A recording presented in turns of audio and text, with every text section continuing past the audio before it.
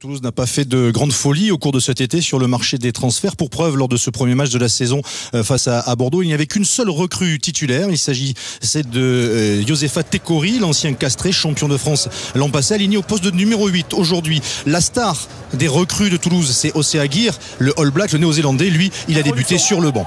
Un début de match où ce sont les Bordelais en bleu qui vont se créer la première occasion avec ce ballon adressé à Taleboula qui tape à suivre, mais Jean-Marc Doussin est devant lui, plus rapide, et c'est lui qui va sauver son équipe en aplatissant dans son embut. Première alerte pour les Toulousains, première incursion de Taleboula, l'ailier fidjien, dans cette rencontre. Des Bordelais qui commettent beaucoup de fautes dans ce début de match et qui permettent ainsi à Lionel Boxis de passer 3 pénalités. Toulouse mène 9-0 après 20 minutes. On retrouve les Bordelais à l'attaque avec cette pénalité jouée rapidement par Eni Adams. Adams pour Connor pour Clarkin qui rejoue avec Adams. La fin de passe, Adams qui alerte Taleboula, le crochet de Taleboula qui est repris mais qui perd le ballon. Il n'y a pas d'en avant. Avei le récupère. Doussin conteste ce ballon, mais Monsieur Cardona va siffler une pénalité contre Toulouse. Au ralenti, c'est pas très évident parce que Doussin relâche le plaqué avant de contester le ballon. Pénalité contre Toulouse. Vous allez dans le camp adverse alors que la touche n'est pas terminée. Et même carton jaune pour Jean-Marc Doussin. Les Toulousains se retrouvent en infériorité numérique pendant 10 minutes. Dans la foulée, évidemment, Pierre Bernard passe 2 pénalités pour ramener son équipe à 3 longueurs, 9-6 en faveur de Toulouse.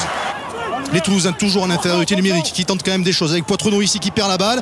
C'est Taleboula qui surgit, qui pousse le ballon au pied une première fois, puis une deuxième fois, et même une troisième fois. Rebond sur la protection et le ballon qui revient dans ses bras pour le premier essai de cette rencontre en faveur de Bordeaux, marqué par Taleboula, et c'est transformé. Bordeaux passe devant au score 13-9.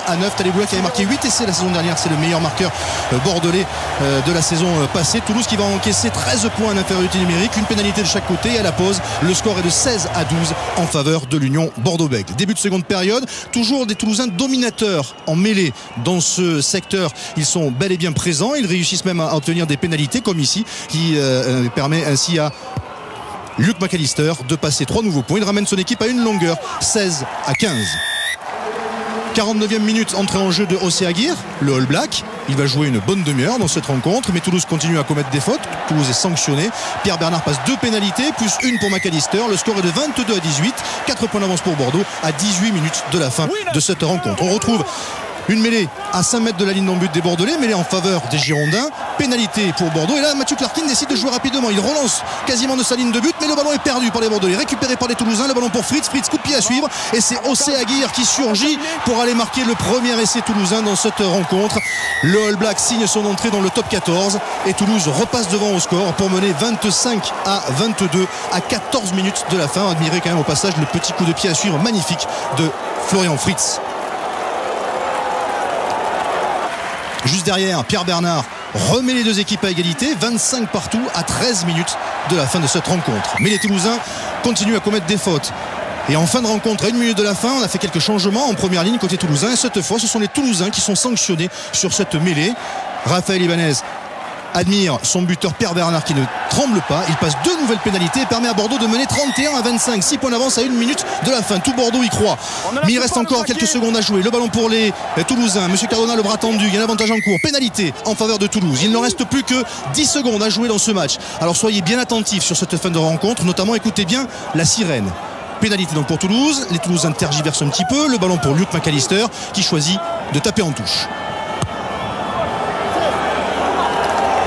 La sirène retentit au moment où l'arbitre de touche lève le drapeau. Monsieur Cardona ne fait pas jouer la touche. Il siffle la fin de la rencontre et la victoire de Bordeaux face à Toulouse 31-25. Évidemment, les Toulousains vont contester cette dernière décision de Monsieur Cardona.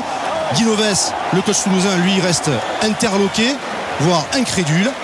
Mais toujours est-il qu'on arrête sur ce score de 31-25. Première défaite lors de cette première journée pour les Toulousains. Alors évidemment, à la fin de la rencontre, vous doutez bien que les Toulousains n'étaient pas contents, qu'ils ont beaucoup contesté auprès de Monsieur Cardona. On a même eu droit à une scène un petit peu surréaliste avec Guinoves et son analyste vidéo en train de montrer et son ordinateur en train de montrer à toute la presse ce qui s'était passé sur cette dernière action. On est à 79-58, il reste encore 2 secondes. Donc voilà. 79-59. On n'entend pas la sirène et on regarde, le drapeau se lève et la sirène elle retentit. Un Guinoves forcément chafouin au micro de Christophe Médouget. La fin du match, c'est la cerise, quoi. La fin du match, c'est la cerise sur le gâteau. On tape en touche, il laisse taper, l'arbitre lève le drapeau et il ne nous laisse pas jouer la touche à 2 secondes de près. Et c'est avant les 80 minutes, je suis un peu frustré. Ouais. Alors reste à connaître la version de l'arbitre M. Cardona qui n'a pas souhaité répondre dans le micro mais qui nous a rappelé la règle.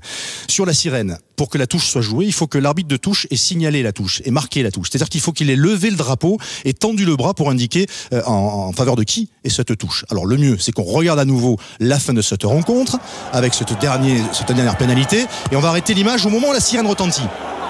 Stop. Voilà, ici, le drapeau n'est pas encore levé, la touche n'est pas vraiment marquée. Vous entendez la sirène ensuite. Alors évidemment, en clair, ça se joue à 1 seconde de près. C'est-à-dire que si on se tient à la règle, a priori, Monsieur Cardona aurait raison, mais dans l'esprit, ça reste un petit peu dur pour les Toulousains.